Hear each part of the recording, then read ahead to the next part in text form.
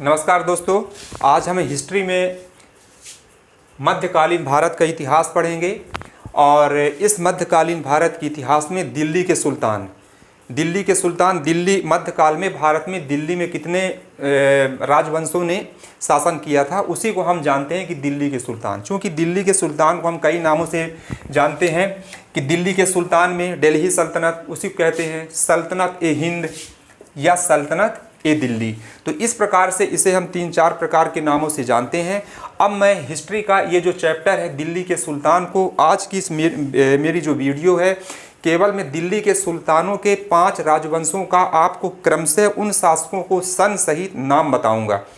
और फिर अगली वीडियो में मैं क्रमशः एक वीडियो में गुलाम वंश का पूरा डिटेल करूंगा, फिर खिलजी वंश का करूंगा, तुगलक वंश का करूंगा, सैयद वंश का करूंगा और लोधी वंश का करूंगा। तो क्रमशः मेरी ये अगली वीडियो में आप पाएंगे। आज मेरा एक जो है उसका मैं एक बेस तैयार कर रहा हूँ, उसका एक ग्राउंड बता रहा हूँ कि दिल्ली के सुल्तान में, ये दिल्ली सल्तनत में कितने राजवंशों ने शासन किया है। तो मैं चलिए शुरू करता हूँ। सबसे पहला जो वंश कहलाता है वो कहलाता है गुलाम वंश। चूँकि हम गुलाम वंश को और भी कई नामों से हम जानते हैं, जैसे दास वंश है, मामलुक वंश है। तो इस दास वंश या गुलाम वंश या मामलुक वंश जिसका शासनकाल इस वंश का रहा है 1206 से लेकर के 1290 तक शासनकाल रहा। चूँकि इसका नाम गुलाम वंश इसलिए पड़ा था क्योंकि ये मोहम्मद गोरी के ये गुलाम थे, इसलिए इसका नाम पड़ गया दास वंश या गुलाम वंश। तो गुलाम वंश का जो संस्थापक जो शासक है वो कहलाता है कुतुबुद्दीन ऐबक। जो कुतुबुद्दीन ऐबक गुलाम वंश का संस्थापक है, जिसका पहले नंबर पे दिया है कुतुबुद्दीन ऐबक, जिसका शासनकाल भारत में रहा है 1206 से 1210 तक। केवल इसने 4 साल शासन किया है। उसके पश्चात उसका जो उत्तराधिकारी आया वो था आराम शाह, जिसका शासनकाल 1210 से लेकर के 1211 तक। तीसरा शासक जो कहलाता है बहुत शक्तिशाली शासक कहलाता है इल्तुतमिश, जिसका शासनकाल 1211 से लेकर के 1236 तक था।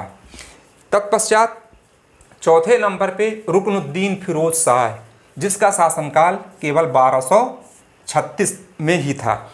और तत्पश्चात 5वें नंबर पे रजिया सुल्तान, पहली मुस्लिम शासिका कहलाती है। पहली मुस्लिम शासिका रजिया सुल्तान, जिसका शासनकाल था 1236 से 1240 तक।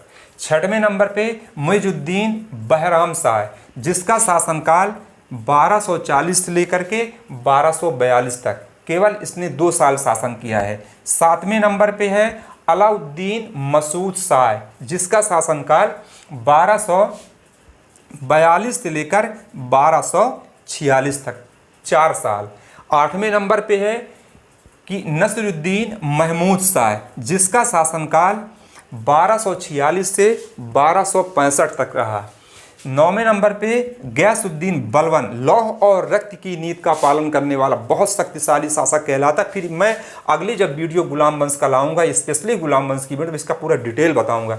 तो गयासुद्दीन बलबन का 1265 से लेकर के 1287 तक इसने 22 साल शासन किया था।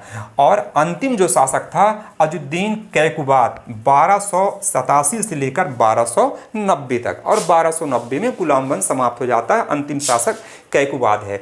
फिर उसके बाद जो दूसरा वंश का शासक आता है, खिलजी वंश की स्थापना होती है। तो खिलजी वंश का जो शासनकाल था वो था 1290 से लेकर के 1320 तक।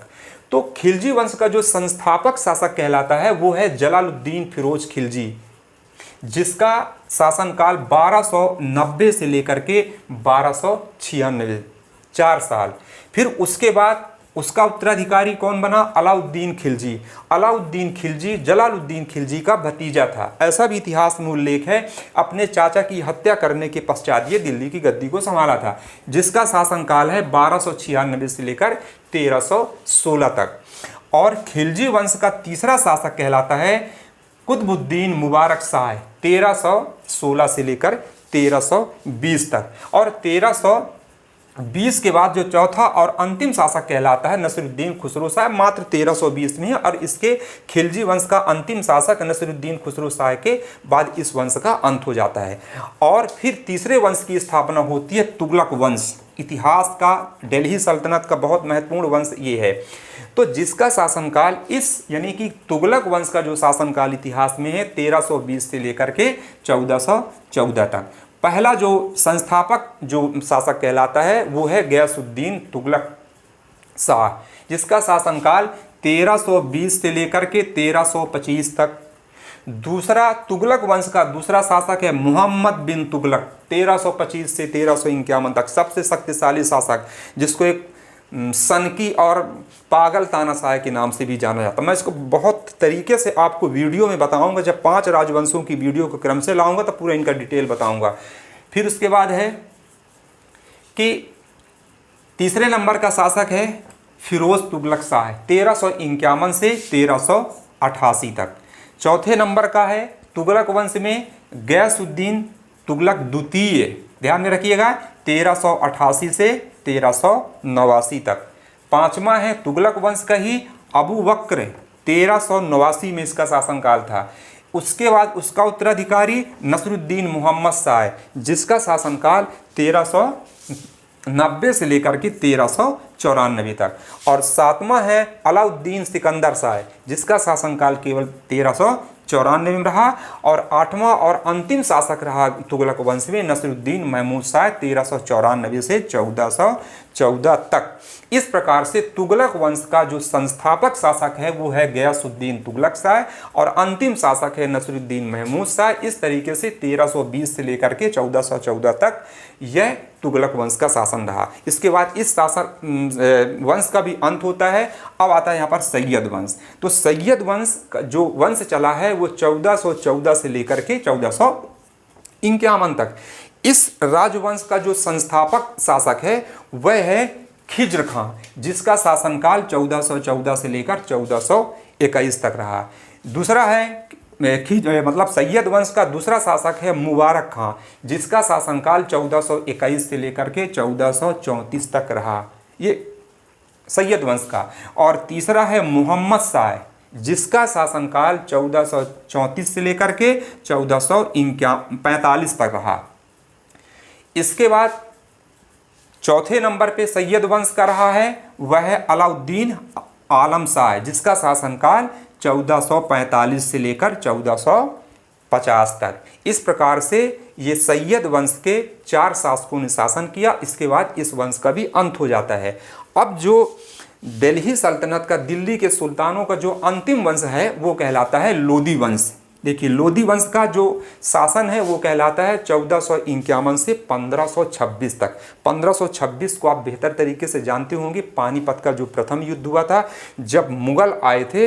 और जब मुग़ल आए और उसका मुग़लों का संस्थापक था जो बाबर था, तो बाबर और इब्राहिम लोदी की सेना के बीच में ही पानीपत नामक स्थान पे 1526 में युद्ध हुआ था। इसीलिए उसको कहा जाता है पानीपत का पहला युद्ध है। तो अब बताता हूँ लोदी वंश का जो शासनकाल कहलाता है वो 1451 से लेकर के है 1526 तक। इसका जो संस्थापक जो शासक है वो बहलोल लोदी, जिसका शासनकाल था 1451 से 1489 तक। उसके बाद उसका उत्तराधिकारी शासक है सिकंदर लोदी, जिसका शासनकाल 1489 से लेकर के 1517 तक।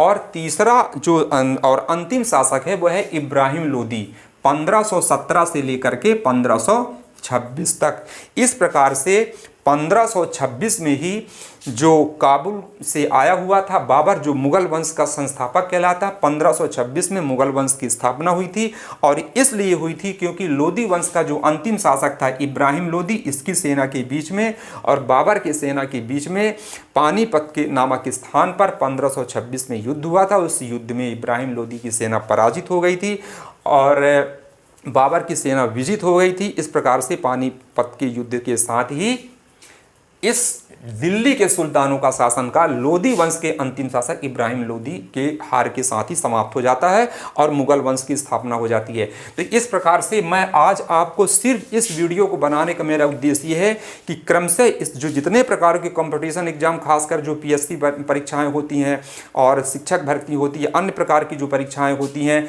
ये भारतीय जो मध्यकालीन जो भारत का इतिहास है, दिल्ली सल्तनत अति ही महत्वपूर्ण है। उसमें सबसे जो महत्वपूर्ण बात होती है 5 राजवंशों का शासन। इसको आप बहुत अच्छे से बिल्कुल एक सरसरी नज़र में 1-2 बार देखेंगे, पढ़ेंगे तो वीडियो को सुनेंगे तो आपको बिल्कुल याद हो जाएगा। पहला इस संस्थापक है गुलाम वंश, जिसको हम दास वंश या मामलुक वंश के नाम से भी जानते हैं। दूसरा कहलाता है खिलजी वंश, जिसका शासनकाल माना जाता है 1290 से लेकर 1320। तीसरा है तुगलक वंश, जिसका संस्थापक गयासुद्दीन तुगलक शाह 1320 से 1414 तक। और चौथा राजवंश है सैयद वंश, जिसका शासनकाल है 1414 से 1451 तक। इसका जो संस्थापक है वह है खिज्र खां। और पांचवा और अंतिम जो वंश है लोदी वंश 1451 से 1526 तक, और उसका संस्थापक है बहलोल लोदी। इस प्रकार से आप फटाफट इस वीडियो को आप बिल्कुल देखिएगा और इसको लाइक करिएगा, शेयर करिएगा, सब्सक्राइब करिएगा। मेरा आज इस 5 राजवंशों को सरल भाषा में बताने का अर्थ है कि दिल्ली के सुल्तानों में 5 राजवंशों ने शासन किया है। क्रमशः एक बार पुनः मैं रिपीट करता हूँ। गुलाम वंश 1206 से 1290, खिलजी वंश 1290 से 1320 तक, इसके बाद तुगलक वंश 1320 से 1414 तक, और सैयद वंश 1414 से 1451 तक, और अंतिम लोदी वंश 1451 से 1526 तक। इस तरीके से मैंने एक सरल भाषा में आपको दिल्ली के सुल्तानों को ये लिख करके उनके शासन को सबसे ज़्यादा और सबसे कम शासन करने वाले शासकों को भी मैंने स्पष्ट रूप से बताया है। अगली वीडियो में मैं निश्चित तौर पे आपको हर एक वंश का पूरा डिटेल लाऊंगा, तब उसमें से निकलने वाले जो क्वेश्चन होंगे ये आपका एक आधार है। जब आपसे ये राजवंश बनने लगेंगे, सन बनने लगेंगे, कौन सा शासक, एग्जाम वगैरह में बहुत माइनर क्वेश्चन, डीप क्वेश्चन उसमें पूछ देता है कि कौन सा, जैसे मान लीजिए पूछ रुकनुद्दीन फिरोज शाह किस राजवंश से था, या फिर तुगलक वंश में सबसे कम शासन करने वाला शासक कौन था, या फिर लोदी वंश का ऐसा कौन सा शासक था जिसके शासनकाल में लोदी वंश का अंत हुआ था। तो ये आप जब तरीके से इसको आप देखें तो आपसे निश्चित तौर पे बनने लगेगा। पुनः आपको मैं एक बार कहता हूँ कि मेरी इस वीडियो को आप पूरी वीडियो जरूर देखिएगा, लाइक करिएगा, शेयर करिएगा और सब्सक्राइब करिएगा। अगली वीडियो के साथ मैं पुनः इस गुलाम वंश के साथ में पुनः आपके सामने हूँ। जी धन्यवाद।